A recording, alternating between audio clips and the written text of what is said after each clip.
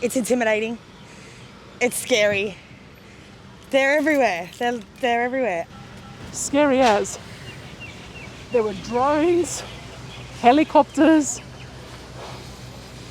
and when you ask them, they just say, we're just maintaining public health order.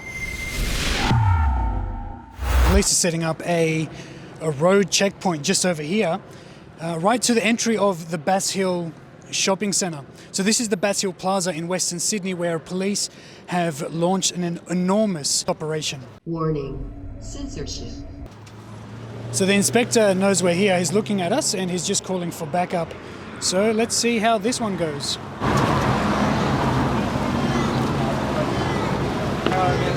Good morning, sir. Good morning. Where are you from, mate? Rebel News, sir. Okay. Yep. I've never heard of it. We're a Canadian media outlet. Okay. Yep. You know you need to wear a mask? Not while we're on camera.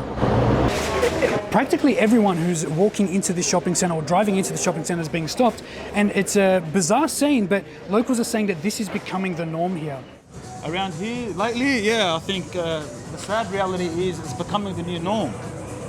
All right, and people are getting used to this, and they don't understand that, this is becoming a police state. I've seen this chaos is what I've seen. What is going on? It's been very traumatic to come here, I have to say. Turned up to about 50 police standing at the front door. Did you know about any rallies today? No, had no idea about any rally. So you've just come to your local shopping centre and you're greeted with this? Yep, and still greeted with this. They're inside, they're outside, they're everywhere. Massive show of force, and wondering why Bass Hill Plaza this morning is having this problem. There's no indication of any violence or anything else there, but we're all wondering why as we're coming out with so many police. So keep fingers crossed it's not. Are you here to protest today? Absolutely not. So as you can see behind me, every single person is being stopped. The young, the elderly, every person is being checked by police.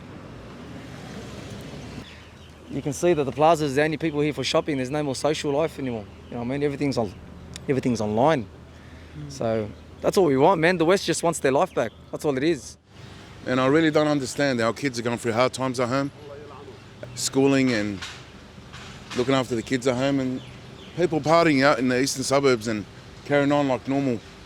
Man, they just sit at home and look at four walls all day. So we do go out for walks, but what's a walk every day? Kids want to go on a playground, kids want to do things. We actually if you go down to Georges River, if you look at Bondi, the swings are all out. If you go down Georges River, they've locked up the swings. Why do you think that is? What are they saying for what? I mean, because of COVID, not catching COVID or anything, but we've got masks, we've got sanitizers. I think it's wrong how they've got all these police here, like for children such as my daughter. It does scare them off, it gives them mixed messages, so you don't know whether to like them or hate them. And these, I'm going to call them dogs. I used to respect the cops, but after a couple of incidents that I've seen in front of me here, people get treated differently on their skin colour or religion and what areas their postcodes. They're not going to leave us alone. We tell our kids to respect the cops and they don't even respect us, the dogs. What do you do? And I feel that we are being targeted. This is causing massive mental health issues to everyone, and everyone's just exploding because they've got nowhere else to go. Let us free. So there is a drone flying overhead searching the local streets and the parks around this shopping centre. Police command is right behind us. There is an enormous police presence here. We've spoken to so many people who feel distressed by what's happening, and it's going to be interesting to see how the mainstream media covers this story. They were arresting a girl when I arrived. Didn't even know if I can just do my plain shopping. So we've been looking for you. Yes. Did they take you away? They took my phone off me, they took my belongings off me, they searched me, they arrested me, did some checks, whatever they did, only because I came to my local shopping centre. I live down the road. Have they fined you for anything? Yes. What for? A breach of the public health order. Again, I don't know what for exactly. And you live within 5 kilometres of the shopping centre? Which they've checked upon entering. This isn't governing anymore. It's a dystopia. I'm a second-class citizen. No matter how educated I am, no matter how much taxes I pay, no matter what I do, I have a clean record. It's intimidating. It's constant anxiety. You know, you can't govern with fear mongering. History's shown that you can't do so. I've just started the plumbing company and I'm fresh to the company. I've just got my contractor's license, which makes me eligible to start a company and start working. As soon as I've started to advertise and distribute, lockdowns came in. We can't go nowhere, can't come nowhere. I've got to pay rent. I've got 3 kids. Like, I'm really impacted. I've got repayments on vehicles, regos. I've lost a big income. I'm now on a business grant from the government, but what's that do? Pay my rent and feed my kids. That's all it does. We can't even buy clothes, put shoes on us. We can't even enjoy our life anymore. So you said that you're a nurse. How long have you been a nurse for? And if you can tell us. Some years, many years, yeah.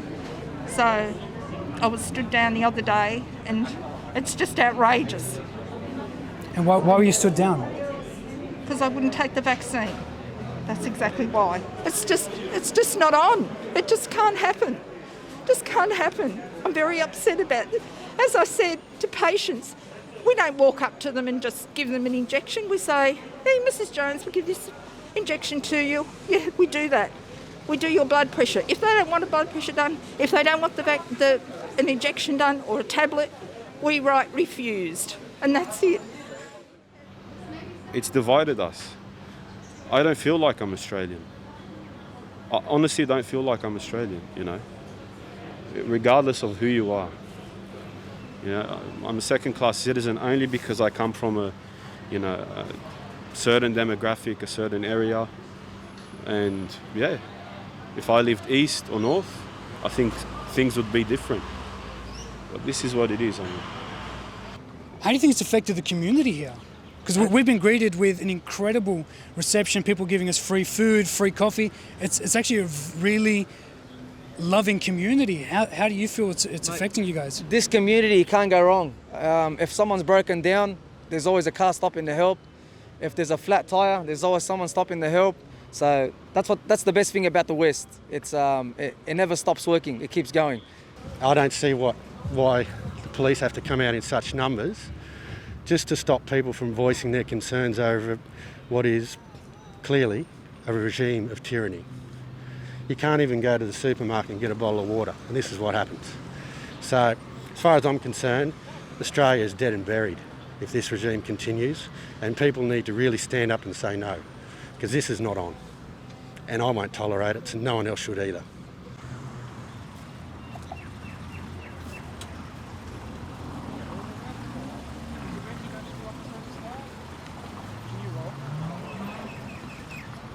Okay, so right now this elderly couple are being stopped and they're being told that they can't actually have 2 people in the vehicle, but they seem like an elderly couple who is visibly distressed by what's going on.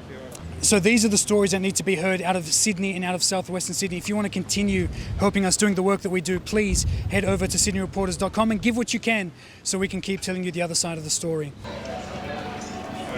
How are you, sir?